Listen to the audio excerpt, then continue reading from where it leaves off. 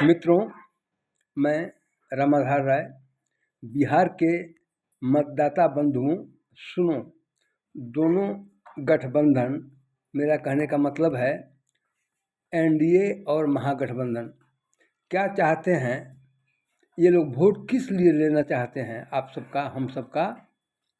इसके पीछे का रहस्य ये है कि इनको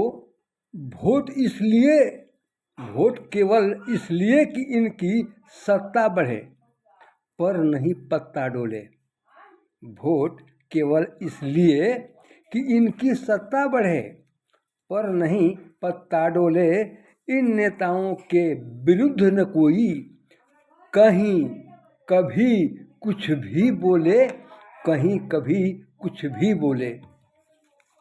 चारों ओर लोभ की ज्वाला, सो आप देखिए रहे हैं जो बन रहे हैं अपने लिए अपना बना रहे हैं, तो चारों ओर लोभ की ज्वाला और दिखता भोग की जाए। चारों ओर लोभ की ज्वाला और दिखता भोग की जाए। इनके कर्मों से दबी जा रही, इनके कर्मों से दबी जा रही जनता की हर पल निश्चय। तो मित्रों, इस बार अपना और अपने बच्चों का भविष्य बिहार के मतदाता जन स्वराज को वोट देकर खुद ही निश्चित करेंगे। हाँ, अभी आप देख रहे हैं ना, जन स्वराज के मुकाबले में अकेले 243 सीटों पर लड़ने के लिए इस चुनावी रण में खड़ा होने की दोनों गठबंधनों को बैसाखियों का सहारा लेना पड़ रहा है। मेरा मतलब है ये अकेले नहीं लड़ सकते, खड़ा नहीं हो सकते, इसलिए 2, 3, 4 दल मिलकर इन अपने अपने गठबंधनों का निर्माण किए हैं और अकेले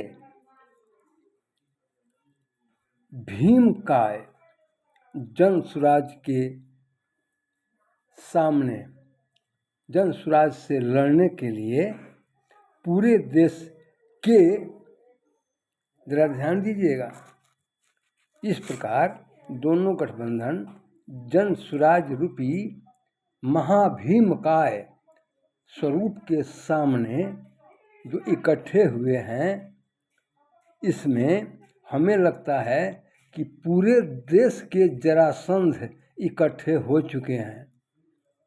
अब आपको तय करना है कि यह महाभारत किसके पक्ष में आप भेजिएगा, किसको वोट दीजिएगा, किसका सहयोग कीजिएगा, आगे आपकी मर्जी है। जैसा बोइएगा वैसा ही काटिएगा। आगे एक बात और मैं कह दूं, जन क्रांति 3 के अंतर्गत ही इसी एपिसोड में, कि जो कहते हैं जन स्वराज नई पार्टी है, तो उनको मैं ये बता दूं कि याद करें 1974 से 77 का वह आपातकाल का दौर। उस दौर में 6 महीने में जनता पार्टी का उदय हो गया था। यानी जनता पार्टी 6 महीने के अंदर बन गई और पूरे देश का कायाकल्प भी हो गया। जन स्वराज तो फिर भी 2022 से अपने उद्देश्यों में, अपने जनता की भलाई के लिए कार्यरत रहा है। आज 4 साल हो गया, तो ये फिर पुराना नया कैसे रह गया। और कोई भी चीज़ जब एक नया स्थापित होता है तभी तो उसके बारे में कुछ निश्चय किया जा सकता है, जिसको हमने परखा नहीं, उसको परखने की ज़रूरत है इस बार।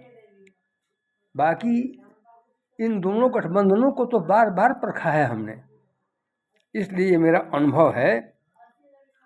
जैसा कि अगर फिर भी आप नहीं समझते तो रामायण में तुलसीदास जी ने एक दोहा लिखा है, मूर्ख हृदय नहीं चेत।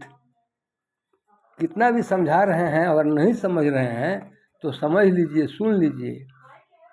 तुलसीदास जी लिखते हैं कि मूर्ख हृदय नहीं चेत, जो गुरु मिलहि बिरंचि सम।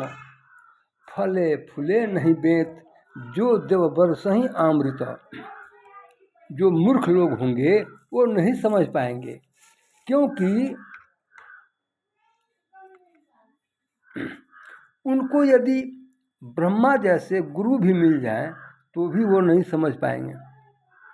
जिस प्रकार बेत में कभी न फूल लगता है और न फल लगता है, ऐसा ही स्थिति उनकी भी होगी जो नहीं समझेंगे। आज यदि कोई हठ पर खड़ा है तो मेरा उससे निवेदन है कि अपना हठ त्याग कर हमसे जुड़िए। हम लोग अर्थात जन स्वराज के लोग आपका स्वागत करने के लिए तथा गले लगाने के लिए तैयार हैं, खड़े हैं। जय हिंद, जय बिहार, जय जय बिहार, जय जन स्वराज। अपने किसी अनुचित बात के लिए मैं क्षमा प्रार्थी हूँ। और आप जिसको सोच रहे हैं ना, वो आपके काम नहीं आएगा, क्योंकि एक और बात है, साधारण बोलचाल की भाषा में है वो, और वो बात ये है कि भूखे भजन न हो ही गोपाला, ले लो अपनी कंठी माला। बस इन्हीं शब्दों के साथ मैं अपनी वाणी को विराम देता हूँ। जय हिंद, जय भारत।